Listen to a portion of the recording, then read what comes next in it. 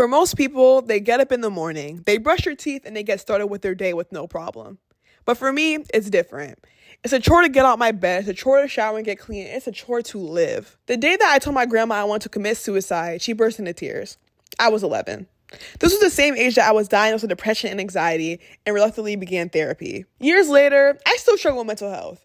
Imagine getting up and feeling like you constantly have an anvil crushing your chest. Now, imagine still working while doing it.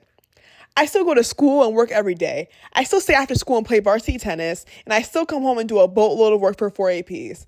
And I know this can sound draining, which sometimes it can be, but I realize that's a privilege to have this work, to be this busy, to have this many opportunities. However, I still make time for my healing and my coping. I write and I write and I write and I read, I paint, I crochet because I understand the importance of my mental health. I understand the importance of me time and prioritizing myself in my life. However, I continue to work. I continue to volunteer, to paint, to do homework, to study, to work, to work, to work. So after years of working, after hundreds of assignments, after nights full of tears, the work paid off.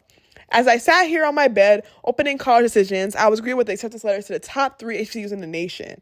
I persevered through the struggle, through the pain, through the depression, and still got into the top 3 HBCUs. And you might think, this is what I'm most proud of, that my hard work paid off, represented in 3 college acceptance letters. But you are wrong.